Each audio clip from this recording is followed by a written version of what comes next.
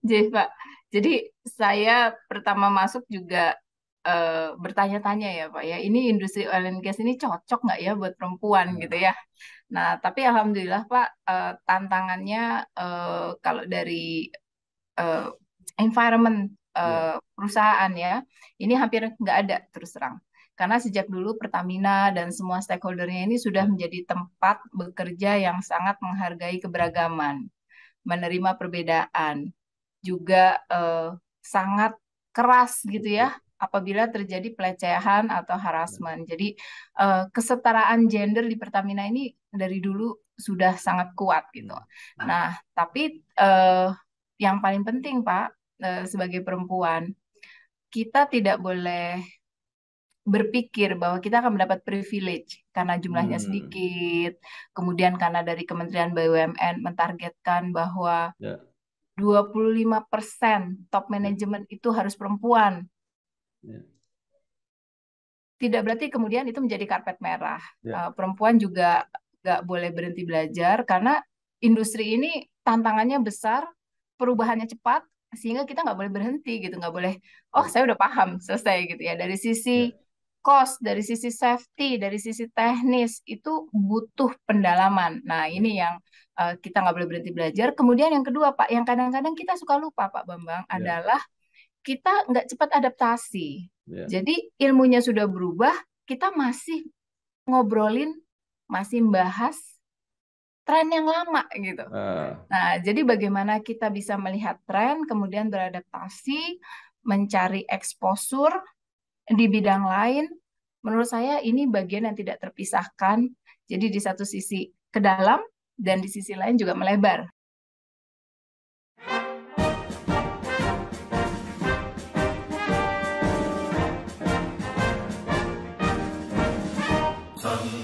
Wahai mahasiswa,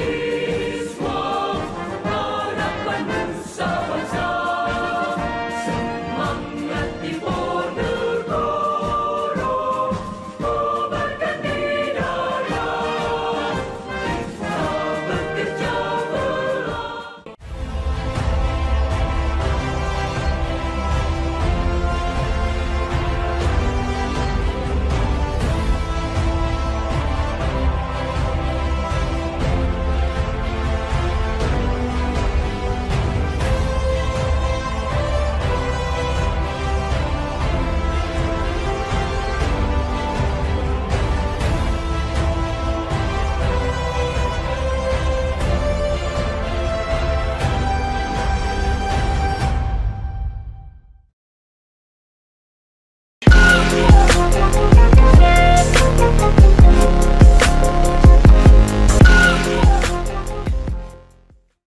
Assalamualaikum warahmatullahi wabarakatuh. Bersama saya Bambang Sadono di kanal Inspirasi untuk Bangsa. Mudah-mudahan kanal ini selalu bisa memberi inspirasi, motivasi, dan edukasi. Kami sedang mempersiapkan beberapa video wawancara untuk ikut memberi makna 65 tahun Universitas Diponegoro. Rencana wawancara ini akan kami bukukan untuk melanjutkan buku pertama yang sudah terbit. Saat ini saya sudah bersama dengan Ibu Mia Krisna Anggra ini. Eh, Beliau adalah Direktur SDM dan Penunjang Bisnis PT Pertamina Patra Niaga. Beliau adalah alumni dari Fakultas Teknik, Program Studi Teknik Kimia Undip. Apa kabar, Bu? Baik-baik Pak Bambang, terima Baik. kasih. Ya, mungkin bisa mulai diceritakan pengalaman Ibu kuliah di eh, Fakultas Teknik, Program Studi Kimia Undip, ya, kemudian melanjutkan program studi S2 di University of Aberdeen, ya, di Inggris, kemudian berkarir di Pertamina sejak 2001 dan sampai saat ini menjadi Direktur SDM dan Penunjang Bisnis di PT Pertamina Patra Niaga. Silakan, Bu. Baik, jadi terima kasih Pak Bambang. Jadi dari awal saya memang memilih Pak masuk teknik kimia karena menurut saya teknik kimia ini implementasinya sangat luas, Ya, termasuk di bidang oil and gas. Tapi mau ke makanan bisa, mau ke industri apa saja bisa teknik kimia. ya, Nah, saya tertarik khususnya memang dunia oil and gas karena memang menurut saya menantang sekali gitu dari sisi keilmuan, sisi teknis operasional. Nah, dari teknik kimia kemudian saya beruntung mendapat beasiswa perusahaan Ya. mengambil S2 di University of Aberdeen. Kenapa Aberdeen? Karena memang riset perminyakan di sana lengkap. Hmm. Dan walaupun lokasinya di UK, Pak, tapi dosen-dosen saya umumnya dari Jerman. Jadi kebanyakan dosen Jerman ini menantang mahasiswanya untuk menaikkan standar ketajaman, standar akurasi. Jadi alhamdulillah saya nggak hanya menambah ilmu teknis, tapi juga sekaligus soft skill. Di Pertamina saya beruntung juga dipercaya perusahaan melakukan world class riset dalam rangka pengembangan produk. Yang dari sini saya belajar untuk sejak awal itu orientasinya ke customer. Jangan sampai kita mengembangkan produk yang tidak menjadi solusi gitu kan, akhirnya nggak laku di pasar. Being in research, saya terasah Pak logika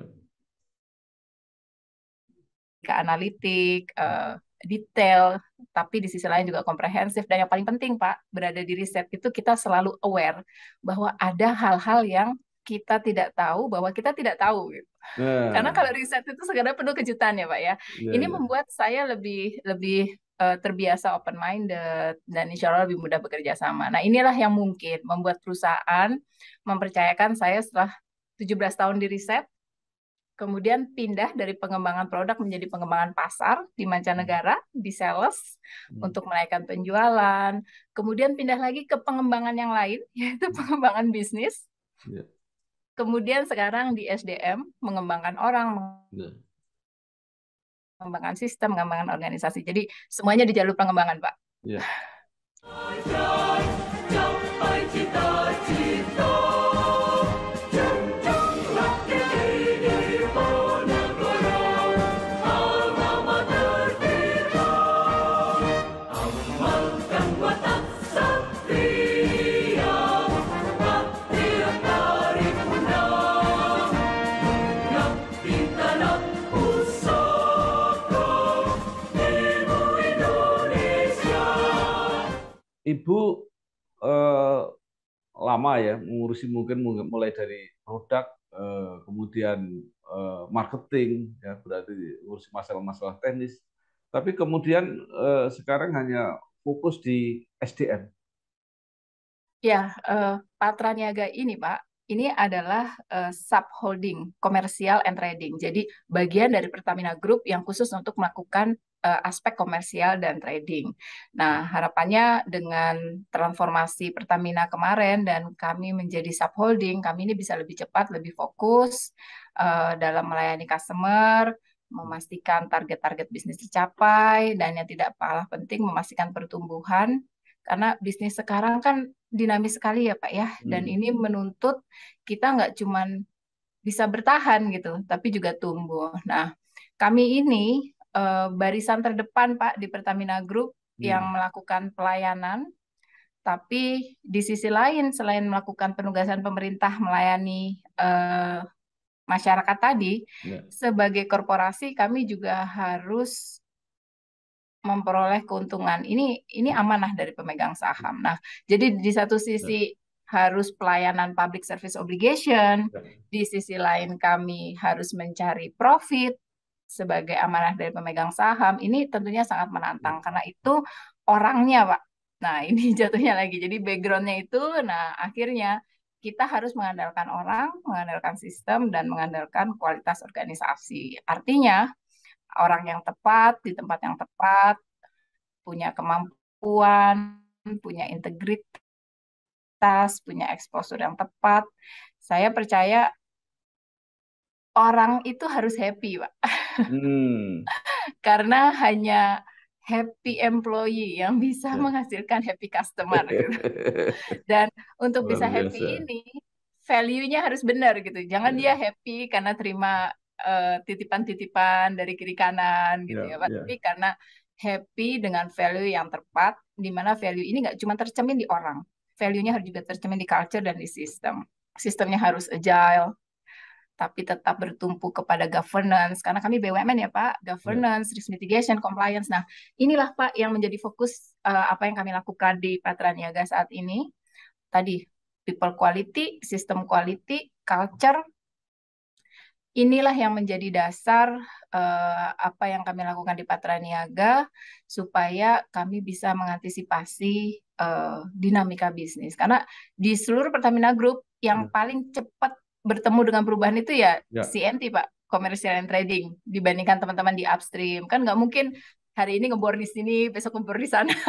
Ya. Tapi kalau CNT hari ini customer maunya A, besok maunya B. Karena itu orang, sistem, dan culture-nya itu harus bisa mendorong adanya pencapaian performance dengan agility yang memadai. Pertamina Patra Niaga ini menjadi center income Bu ya. Jadi termasuk yang saya baru saja wawancara dengan Pertamina Pertamina Gas negara. Belum mengatakan share dari PGN itu sekitar 4,5 triliun untuk penghasilan Pertamina Group. Jadi Patra Niaga tentu lebih anu lagi ya, lebih dominan gitu kira-kira. Jadi Pak, Ya. jadi kami 50 billion US dollar revenue kami Pak. Ya. Di sekitar angka itu. Itu kalau dikasih 15.000 berarti sekitar Ya. sekian triliun ya Pak ya. Iya. 50 billion US Iya, dollar. itu revenue Bu ya. Jadi bukan keuntungan ya. Belum Pak, betul. Karena Ya. tadi Pak yang saya sampaikan background di awal, apa sih tantangannya Patra Niaga? Ya. Karena di satu sisi penugasan Ya. menyediakan energi Ya. di seluruh negeri, di Ya. sisi lain mencari keuntungan. Jadi harus balancing.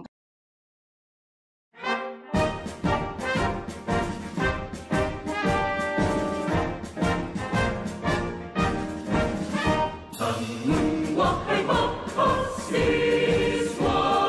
harapan nusa bangsa, semangat impor negara, kobarkan didaya, kita bekerja keras. Nah, kemarin kan baru saja terjadi semacam kontroversi lah gitu ya, perdebatan mengenai subsidi yang ditarik sehingga masyarakat harus membayar lebih harganya itu. Nah, itu kelihatannya belum selesai ya kalau melihat konflik BBM internasional ini. Jadi ada kemungkinan nanti masih akan naik lagi gitu kira-kira.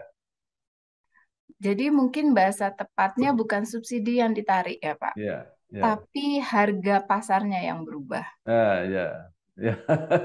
Jadi tidak ada yang dikurangi dari dukungan Ya, pemerintah ya, kepada rakyat, ya. ya, Tapi memang situasi globalnya yang berubah. Dan inilah yang tadi kami selain memikirkan bagaimana dari sisi biayanya ya Pak, tapi juga bagaimana yang paling penting adalah mengubah perilakunya supaya ya, masyarakat sadar bahwa yuk waktunya hemat nih, lagi krisis nih. ya. Ya, nah ini menarik ke diskusi berikutnya. Jadi kita kan mulai bersiap-siap untuk transisi energi ini, terutama dari penggunaan energi fosil ini. Nah, sementara Indonesia menghadapi masalah, tetapi yang punya sumber cukup besar di dunia, mereka juga berstrategi yang mungkin tidak menguntungkan untuk kita. Apa yang dilakukan? Ya, jadi Pak, memang yang saya sampaikan tadi, mengubah perilaku itu tidak hanya berbicara menghemat, tapi Ya, juga bertransisi gitu ya. ya, Bagaimana kita transisi ke energi yang lebih terbarukan. ya, Nah, jadi ini memang di satu sisi tantangan bagi kami, Pak, ya, karena mendisrupsi bisnisnya Patra Niaga ya, karena ya, bisnis kami ya, backbone-nya masih di bisnis bahan bakar berbasis fossil fuel. ya, Tapi di sisi lain, kami juga melihat adanya kesempatan. Nah, kami seiring dengan komitmen kami untuk mendukung pencapaian Sustainability Development Goals, Ya, kami menyediakan akses energi yang lebih bersih ya. untuk mendorong penurunan emisi karbon, juga mendukung percepatan ekosistem kendaraan listrik, Pak Bambang, khususnya di Oh, sisi hilirnya. Nah, bagaimana caranya? Kami kan punya jaringan retail yang besar. ya, Ini kami ya, manfaatkan untuk merebut ya. peluang bisnis baru dalam bentuk charging station dan battery swapping Oh, station. Jadi kalau charging station itu kendaraan datang kemudian ya, apa namanya dihubungkan dengan sumber listrik ya, gitu ya Pak. ya, Tapi kalau battery swapping, ya. baterai dari kendaraan Bapak itu ditukar dengan yang penuh. Oh, Nah, ya, makanya ya, ya, disebutnya battery swapping station. ya. Nah, saat ini respon pasar alhamdulillah sangat baik, khususnya dari mitra-mitra kami, karena kami bekerja Hmm. sama dengan berbagai perusahaan untuk mengembangkan ekosistem hilir kendaraan listrik ini. Nah, selain itu, Pak, sebagai bagian dari strategi besarnya Pertamina Group Ya. untuk menghadapi transisi energi, kami juga mengembangkan bisnis di luar bahan bakar, Pak, di Hmm. luar energi untuk mobility ya. Hmm. Tapi kami juga fokus ke bisnis petrochemicals dan bisnis karbon karena kedepannya crude oil ini akan beralih Ya, konversinya, beralih pemanfaatannya dari crude ke BBM menjadi ya, crude to petrochemicals. Nah, balik lagi Pak, karena saya dari human capital, ya, tanggung jawab saya di human capital, maka sekali lagi orangnya harus capable, punya kemampuan di ya. pengembangan bisnis-bisnis baru ini, kemudian didukung sama value, culture, sistem, sehingga eh, orang-orang inilah yang akan menjadi kunci keberhasilan kami menghadapi transisi energi. Capai cita-cita, junjunglah tinggi Diponegoro, alma mater kita. Amalkan watak satria, bakti yang tarik undang, mengabdi tanah pusaka, ibu Indonesia. Nah, mungkin ada yang menarik ya. Ibu sendiri apa ya? Seorang perempuan ya yang berkarir di lingkungan yang biasanya apalagi di apa di oil and gas ini yang banyak didominasi oleh apa laki-laki. Nah, tapi ternyata bisa juga sampai ke puncak. Apa yang sebenarnya terjadi di situ, Bu? Apakah memang yang masuk ke situ memang sedikit perempuannya, atau memang persaingannya yang keras? Jadi Pak, jadi saya pertama masuk juga bertanya-tanya ya Pak ya, ini industri oil and gas ini cocok nggak ya buat perempuan gitu Nah, ya. Nah, tapi alhamdulillah Pak, tantangannya kalau dari eh, environment ya, perusahaan ya, ini hampir nggak ada terus terang. Karena sejak dulu Pertamina dan semua stakeholdernya ini sudah ya, menjadi tempat bekerja yang sangat menghargai keberagaman, menerima perbedaan, juga sangat keras gitu ya apabila terjadi pelecehan atau ya, harassment. Jadi kesetaraan gender di Pertamina ini dari dulu sudah sangat kuat gitu. Nah, tapi yang paling penting Pak, sebagai perempuan, kita tidak boleh berpikir bahwa kita akan mendapat privilege karena jumlahnya hmm, sedikit, kemudian karena dari Kementerian BUMN mentargetkan bahwa ya, 25% top ya, manajemen itu harus perempuan. ya, Tidak berarti kemudian itu menjadi karpet merah. ya, Perempuan juga nggak boleh berhenti belajar karena industri ini tantangannya besar, perubahannya cepat, sehingga kita nggak boleh berhenti gitu, nggak boleh, oh ya, saya udah paham, selesai gitu ya. Dari ya, sisi cost, dari sisi safety, dari sisi teknis, itu butuh pendalaman. Nah ya, ini yang kita nggak boleh berhenti belajar. Kemudian yang kedua Pak, yang kadang-kadang kita suka lupa Pak Bambang ya, adalah kita nggak cepat adaptasi. ya. Jadi ilmunya sudah berubah, kita masih ngobrolin, masih membahas tren yang lama gitu. Ah, Nah, jadi bagaimana kita bisa melihat tren, kemudian beradaptasi, mencari exposure di bidang lain, menurut saya ini bagian yang tidak terpisahkan. Jadi di satu sisi ke dalam dan di sisi lain juga melebar. Nah, itu yang harus kita Ya. balance. Tapi Pertamina ini kan termasuk yang luar biasa ya, sebuah BUMN yang sangat strategis, sangat berpengaruh, apa share-nya untuk APBN gitu. Tetapi sudah beberapa kali orang pertamanya itu dirutnya perempuan di Pertamina induk maksud saya. Jadi artinya bahwa eh, memang apa ya, kesempatan itu terbuka lebar. Menurut Ibu seperti apa? Seperti yang saya sampaikan tadi, Pak Bambang, jadi walaupun kesempatannya terbuka, Ya, tapi performance dan kemampuan itu tetap menjadi pertimbangan utama ya, dalam menempatkan seorang perempuan di posisi strategik, J. ya, Eh, tapi kalau kita melihat beberapa referensi ya Pak ya, ada hasil riset McKinsey yang menyampaikan bahwa memang kalau ada perempuan 30% sampai 40% di top management level, maka biasanya akan dapat dilihat perbaikan ya, dari sisi finansial, yang ini merepresentasikan perbaikan dari sisi sistem.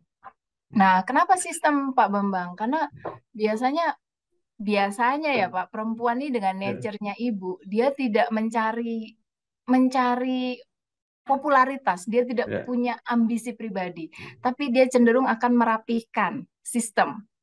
Nah, karena tadi nature-nya sebagai ibu ya Pak ya, ini kalau ada yang nggak beres tuh diberesin gitu. ya, Jadi dengan sistemnya diperbaiki, bukan mencari popularitas, mencari quick wins, akhirnya fundamental perusahaan itu ya, membaik.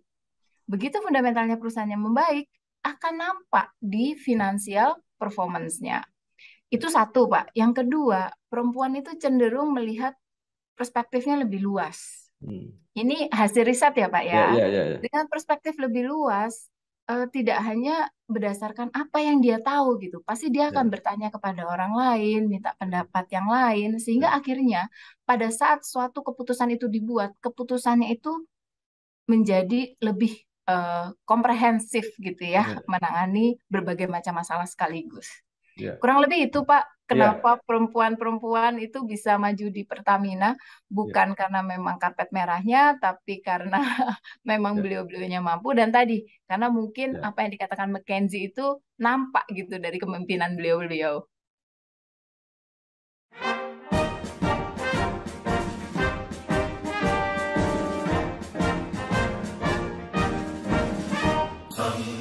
Wahai mahasiswa, harapan nusa bangsa, semangat timur negara, kobarkan di dada, kita bekerja belah. Ternyata kan apa riset ilmiah mengatakan dampak baiknya, dan Kementerian BUMN juga sudah menargetkan direksi kira-kira 25% gitu ya. Tapi kan belum tercapai. Kenapa? Ya Pak, ini kita jadi berbicara mengenai woman Ya, empowerment. ya, Banyak perempuan yang sebenarnya mampu, Pak Bambang. ya, Apalagi kalau saya bicara teknik kimia, ya, Undip, Pak, ya. itu angkatan saya itu mungkin 40% tuh perempuan waktu itu, Pak. Oh, ya, Jadi banyak perempuan-perempuan, banyak yang mampu. ya, Tapi kadang-kadang mereka tidak melihat ada urgensi untuk maju. ya, Karena suaminya sudah punya penghasilan, ya, terus ada anak menunggu di rumah gitu kan ya, ya. Jadi bagaimana perempuan-perempuan ini melihat urgensi dan mau mengambil role, Pak, mau ya, mengambil peran. ya, Itu sih, Pak, yang sebenarnya menjadi PR. Kalau dibilang banyak perempuan yang tidak mampu, tidak.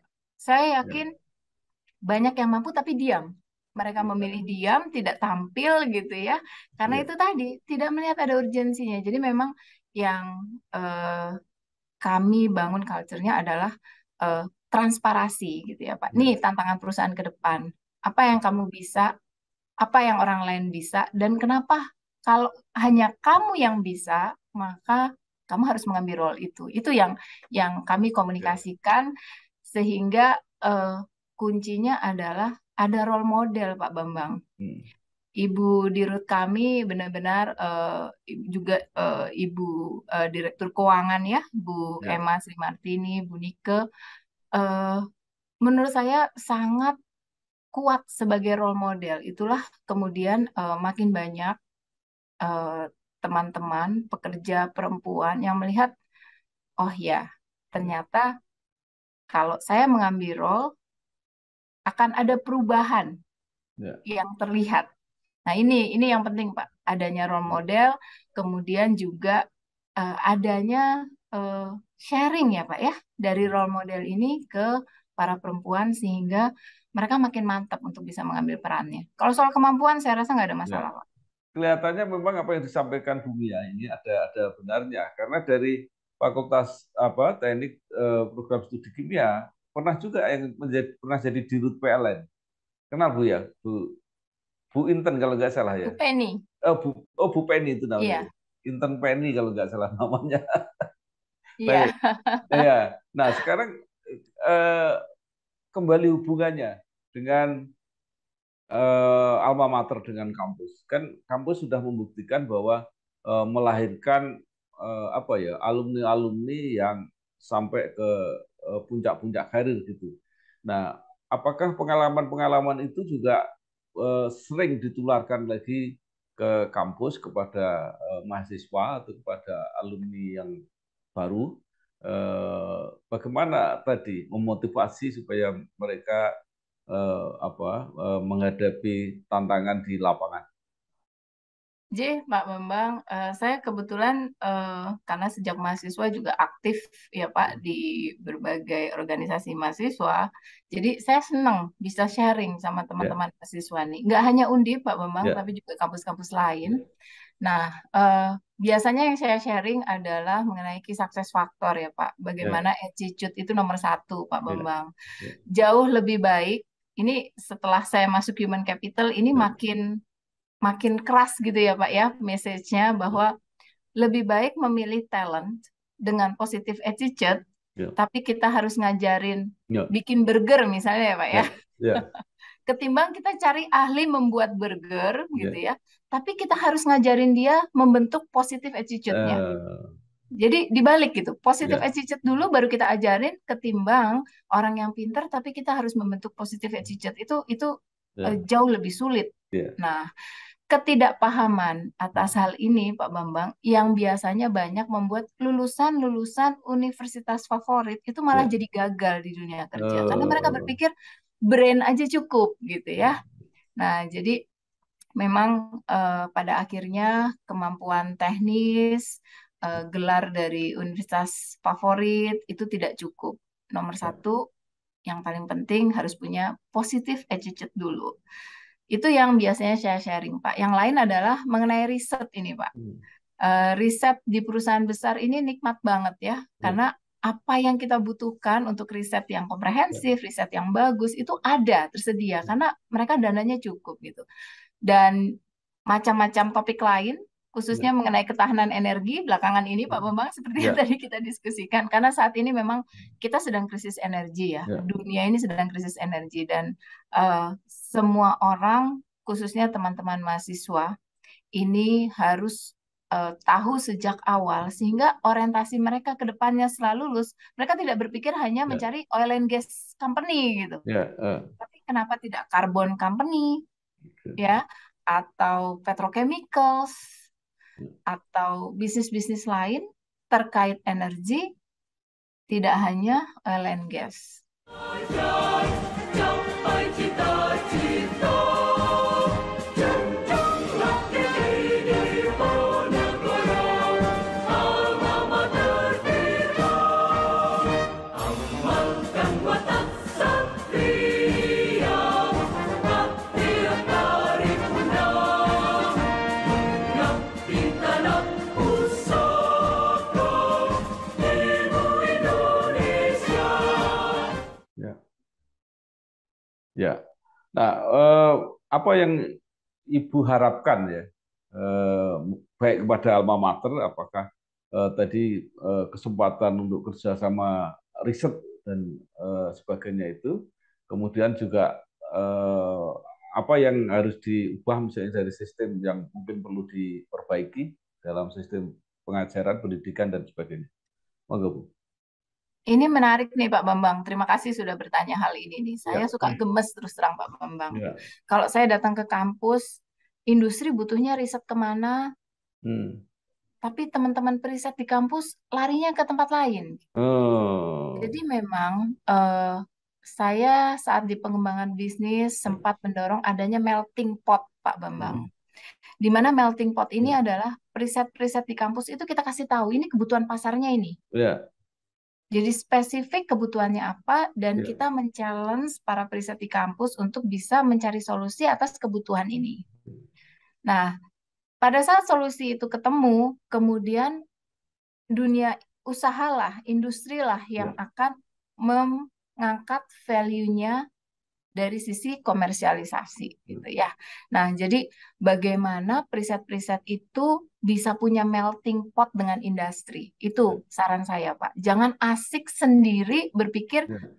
kita perlu riset ini gitu ya. Karena pada akhirnya semua akan kembali ya, even itu scientific research, fundamental research, ujung-ujungnya harus bisa memberikan eh, value ya kan Ya. Pak ya. Bukan Ya. cuman karena kita kepengen ada paten gitu ya, Ya. tapi at the end value-nya apa? Itu yang pertama Pak dari Ya. sisi research. Ya. Yang kedua, saran saya kepada alma mater adalah karena tadi brain is not the only success factor. Hmm. Jadi bagaimana menyiapkan alumni-alumni, lulusan-lulusan, termasuk alumni-alumninya. Ya. Eh, Kalau kita bikin temu alumni gitu ya Pak ya, Ya. itu ayo kita fokus kepada bagaimana sharing gitu ya Hmm. dari mereka-mereka yang sudah eh, punya track record yang bagus Ya. ya Pak, untuk membuat lulusan-lulusan yang baru, alumni-alumni yang masih scattered karirnya gitu ya, bisa akhirnya masuk ke track record yang sama gitu ya, masuk ke track yang sama sehingga recordnya juga sama baiknya. Nah ini bagaimana sharing, Pak Bambang. Saya senang sekali sebenarnya bisa sharing dengan Pak Bambang hari Ya. ini, karena menurut saya ilmu yang seperti ini yang harusnya juga diperbanyak gitu buat adik-adik kita yang masih kuliah. Baik, terima kasih sekali Ibu Mia Krisna Anggraini, Direktur SDM dan Penunjang Bisnis PT Pertamina Patra Niaga.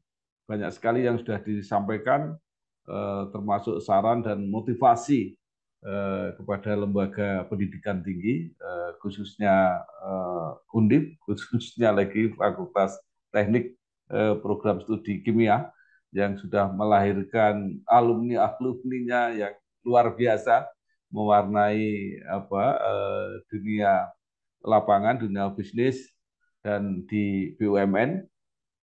Mudah-mudahan ini memberi semangat kepada kita semua, terutama pada para generasi muda dan khususnya yang masih kuliah saat ini. Sekali lagi terima kasih Bu Mia, mudah-mudahan Terima kasih Pak Bambang. sukses, sukses terus ya. Oke, wassalamualaikum warahmatullahi wabarakatuh. Waalaikumsalam. Terima kasih Pak Bambang. Matur nuwun Bu Terima Mia, kasih sukses. kesempatan sharingnya. Ya, sukses. Sukses, sehat selalu Pak Bambang.